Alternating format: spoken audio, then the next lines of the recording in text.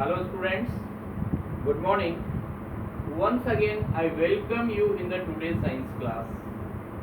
आपको पता है कल हम स्टडी कर रहे थे बेटा फिजिकल प्रॉपर्टीज ऑफ मेटल्स के बारे में, और यहाँ पर हमने कल जो टॉपिक पढ़े उनके एक बार नेम लिख के बता रहे हैं बेटा हम आपको। इसमें आपका पॉइंट नंबर 5 था, दैट इज मेलिएबिलिटी।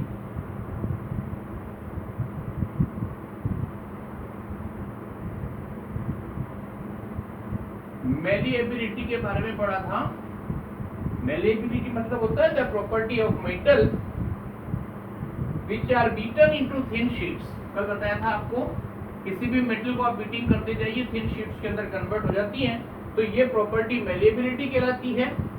और इस तरह की जो मेटल्स होती हैं, मोस्ट ऑफ द जो मेटल्स होती हैं वो मेलिएबल मेटल्स कहलाती हैं।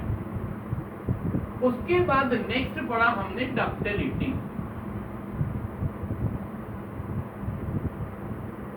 डक्टिलिटी मींस क्या होता है बताया था हमने आपको कल। Metals have property to drawn into wires. Metals के अंदर ऐसी प्रॉपर्टी होती है जिसके हिसाब से हम उनके वायर बना सकते हैं।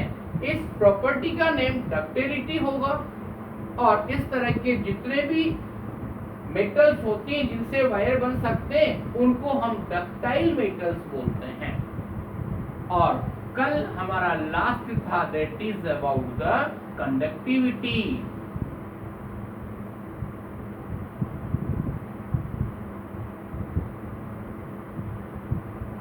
कंडक्टिविटी की बात करें हम, कल हमने आपको लास्ट बताया था बेटा इसमें कंडक्शन ऑफ हीट के बारे में। कंडक्शन ऑफ हीट, इसमें हमने आपको ये बताया था heat can transfer in most of all the metals, so they are known as the good conductor of electricity.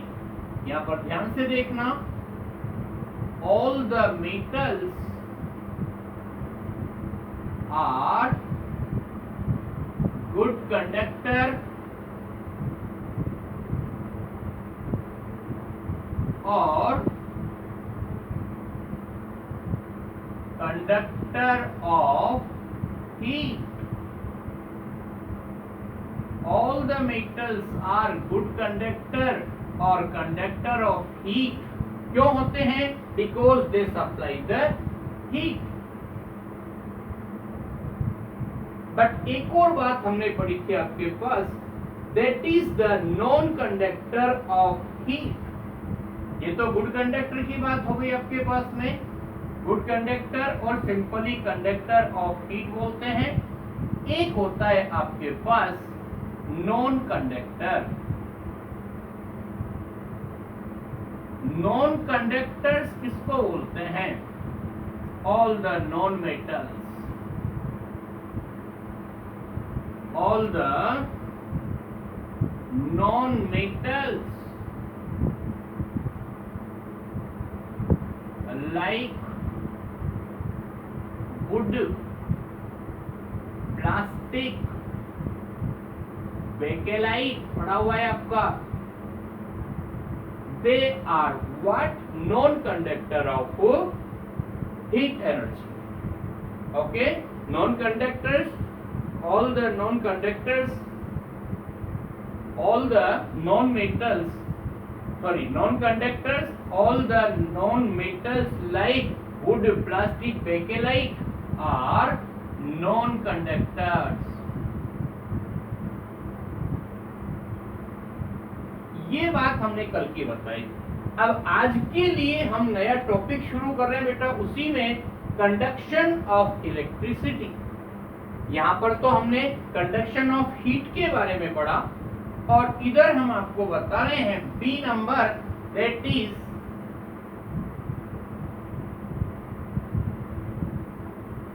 Conduction of electricity.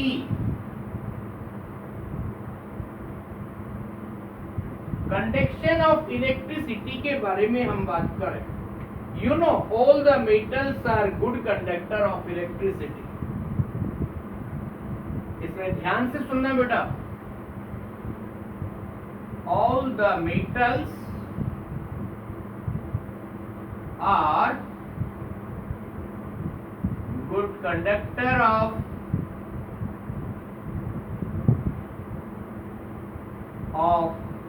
Electricity.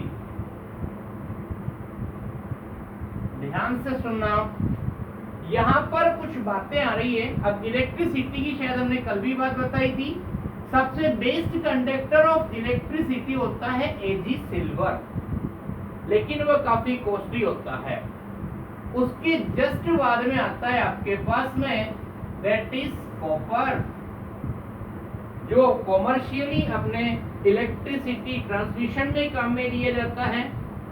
और उसके बाद आता है आपके पास that is the aluminium. Please remember this, Ag means होगा silver, Cu means copper और Al means aluminium. इतनी सारी बात समझ में आ गई आपको।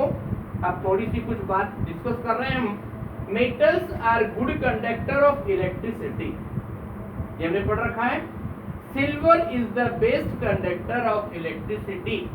अगर आपसे कोई ऑप्शन में क्वेश्चन पूछा जाए, name a metal which is the best conductor of electricity, that answer will be silver.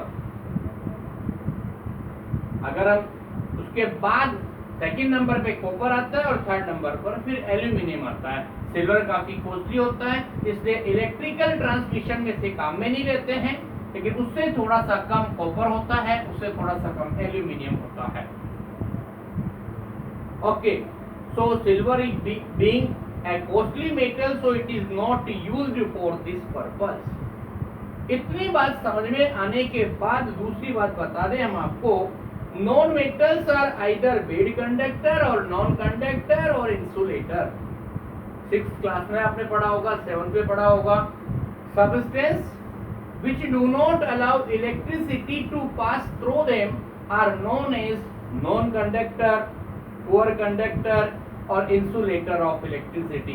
ये सारी एक सिमिलर टर्म्स होती हैं, चाहे अपन कंडक्टर और इंसुलेटर बोले। Conductor means they can supply the electricity, non conductor do not supply. उधर good conductor और बैड कंडक्टर बोले तो सेम वही टर्म होती हैं। इधर हमने बोला यहाँ पर गुड कंडक्टर और कंडक्टर दोनों एक ही चीज के लिए आ रहा है। यहाँ पर नॉन कंडक्टर बोलो या इंसुलेटर बोलो, एक ही चीज होती है यहाँ पर, डोंट बी कंफ्यूज। अब यहाँ पर ध्यान से सुनना, non metals are either a bad conductor और नॉन कंडक्टर ऑफ इलेक्ट्रिसिटी। यहाँ पर भी इसी तरह की बात आ रही है, जैसे हीट एनर्जी में नॉन कंडक्टर्स कौन होते हैं, ऑल द नॉन मेटल्स। उसी तरह की बात यहाँ पर आ रही है। लेकिन मेटल में एक बात ध्यान रखना, ग्रेफाइट के अलावा, प्लीज ट्राई टू अंडरस्टैंड, इसी पॉइंट पे चल रहे हैं हम आगे यहाँ पर। That is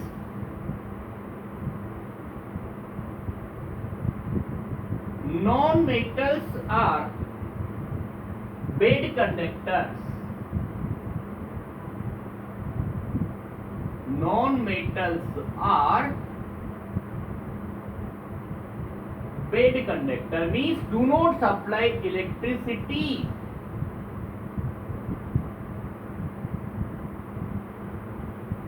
Non-metals are bad conductors. लेकिन एक बात ध्यान रखना, एक टर्म आ रही है यहाँ पर ग्रेफाइट, एलोट्रोप ऑफ कार्बन होता है, एक्सेप्ट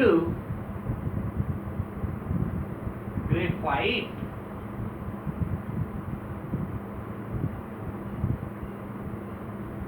ग्रेफाइट और डायमंड दोनों को ध्यान रखना। हार्डनेस के टाइम पर हमने पढ़ाया था आपको, diamond is the hardest substance but graphite is the what, non metal that is the good conductor of electricity. इतनी सारी बात पूरी होने के बाद हम आपको एक एक्टिविटी बता रहे हैं, उसमें हम कैसे आइडेंटिफाई करेंगे कौन से कंडक्टर्स हैं और कौन से नॉन कंडक्टर्स हैं। I can remove this matter now.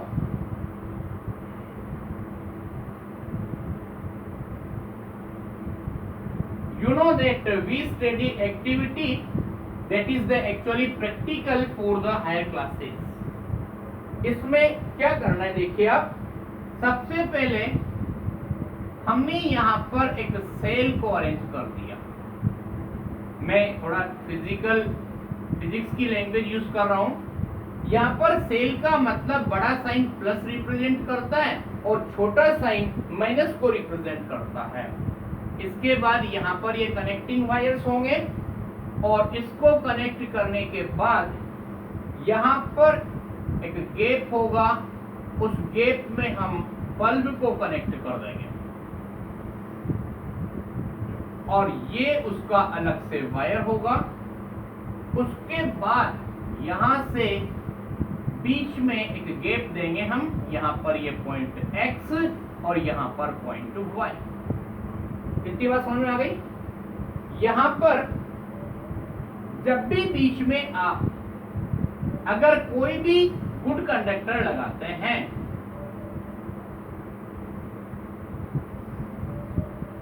Good conductor कौन कौन होंगे?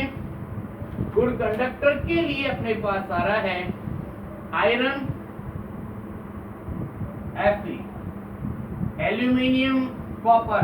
अगर इनके वायर आप इस जगह पर अगर लगाते हैं, electric circuit will be complete and the bulb will glow. तो ये जो बल्ब है इसकी ग्लोविंग हो जाएगी। अगर ये आपका लगाया हुआ जो मेटल, अगर जो भी आपने यहाँ पर एलिमेंट लगाया अगर वो मेटल है तो इलेक्ट्रिसिटी पूरी जगह सप्लाई होगी और उसका पता लगेगा बल्ब के ग्लोविंग होने से। लेकिन अगर आप उसकी जगह पर बेड कंडक्टर अगर यूज करते हैं, बेड कंडक्टर्स, उसमें क्या क्या लिया हमने? Wood, sulphur, coal. Yes, wood, sulphur and coal. अगर इन चीजों को हम इस जगह पर लगाते हैं तो यहां से यहां तक तो इलेक्ट्रिसिटी आ रही है, लेकिन इस वाले पोर्शन से सप्लाई नहीं होगी। तो इस एरिया में इलेक्ट्रिसिटी मतलब कि बल्ब की ग्लोविंग नहीं होगी अगर आपका मेटल, सॉरी आपका जो एलिमेंट है वो अगर नॉन मेटल है तो। बट ध्यान रखना, अगर यहाँ पर आपने ग्रेफाइट यूज किया है then also the bulb will be glow. Now we will write some small writing work now, that is the check your knowledge. First, check your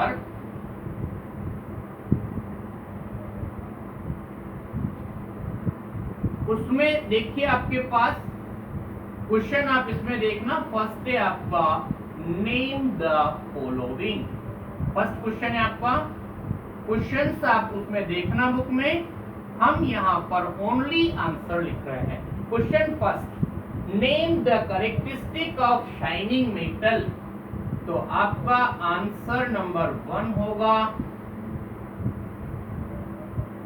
metallic lustre.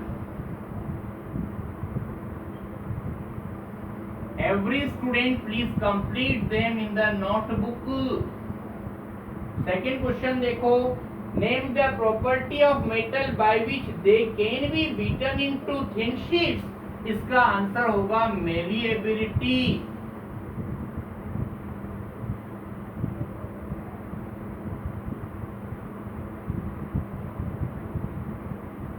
malleability। Answer number 3rd,